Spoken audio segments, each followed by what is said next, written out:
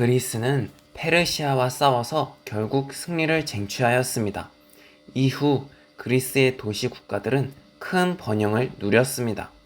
아테네는 델로스 동맹을 주도하며 번영을 누렸고, 스파르타는 다른 동맹인 펠로폰네소스 동맹을 주도하였습니다. 그런데 그리스와 페르시아의 전쟁이 끝난 후 아테네가 급격히 성장하고 팽창하였습니다. 아테네는 델로스 동맹의 경제적 기반을 장악하고 강력한 국력을 가지게 되었습니다. 스파르타는 이런 식으로 아테네가 지나치게 강해지면 스파르타를 위협할 수도 있다고 생각하였습니다. 결국 서로를 견제하고 경계하던 아테네와 스파르타는 전쟁의 길로 들어서게 되었습니다. 펠로폰네소스 전쟁은 코린토스와 케르키라의 갈등으로 촉발되었습니다. 스파르타가 주도한 펠로폰네소스 동맹에 소속되어 있던 코린토스에서 케르키라가 이탈하려 하자 아테네는 펠로폰네소스 동맹을 견제하기 위해 케르키라를 지지했고, 스파르타는 당연히 펠로폰네소스 동맹을 강화하기 위해 코린토스를 지원했습니다. 결국 이로 인해 아테네와 스파르타의 전쟁이 시작된 것입니다.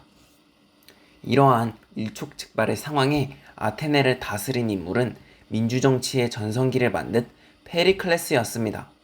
그는 민회의 권한을 강화하고 공무 수당을 지급하며 공직을 추첨하는 등 다양한 정책을 통해 아테네의 정치를 발전시킨 인물이죠.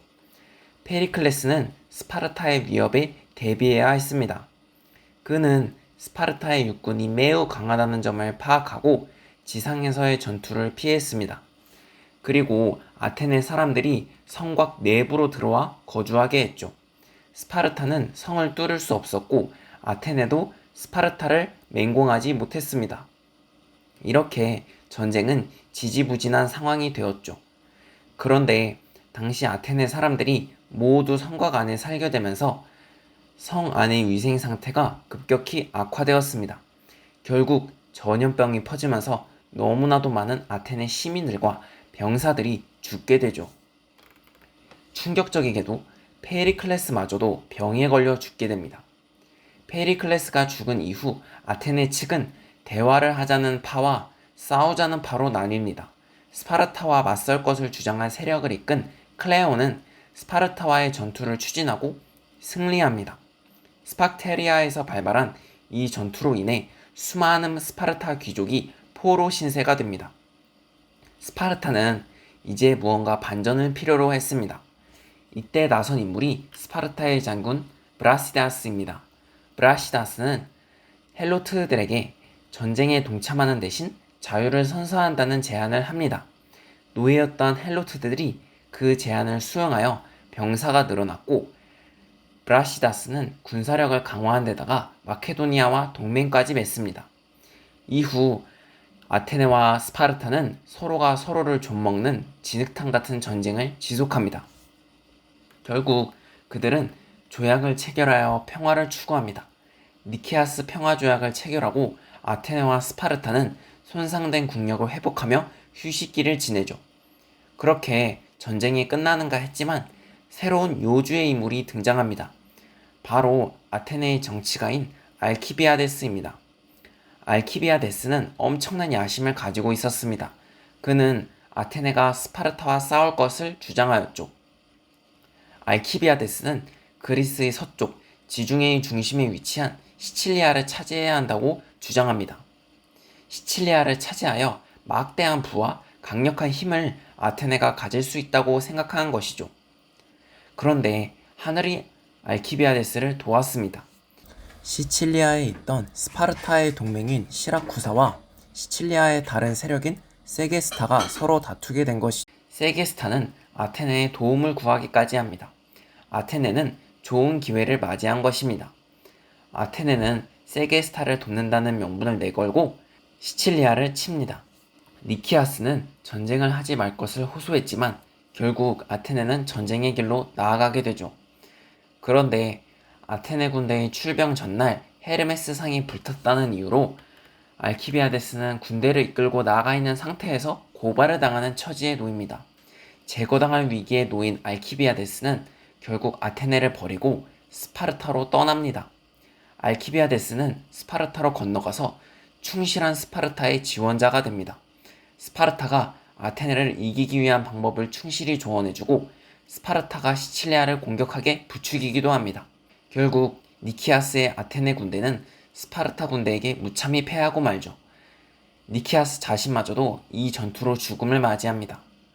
이후 스파르타와 페르시아는 공동의 적 아테네를 막기 위해 동맹을 맺습니다. 알키비아데스는 이제 페르시아로 가서 페르시아의 조언자가 됩니다. 아테네와 스파르타가 서로 싸우는 동안 페르시아가 그 둘을 먹어버리라는 말까지 하게 되죠. 이후 알키비아데스는 또 아테네로 접근해서 아테네의 승리를 돕습니다. 아테네는 알키비아데스의 지금까지의 일은 다 기억에서 지워버린 것처럼 알키비아데스를 환대했습니다. 알키비아데스는 역시 대단한 인물이었습니다.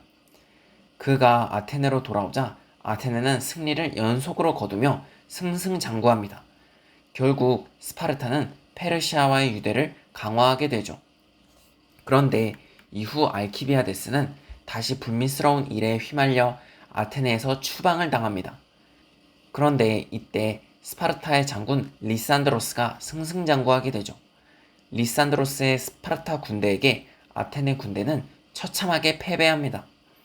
아테네의 군대는 사실상 괴멸하고 리산드로스는 강력한 스파르타 전사들을 이끌고 아테네의 도시까지 진군하죠.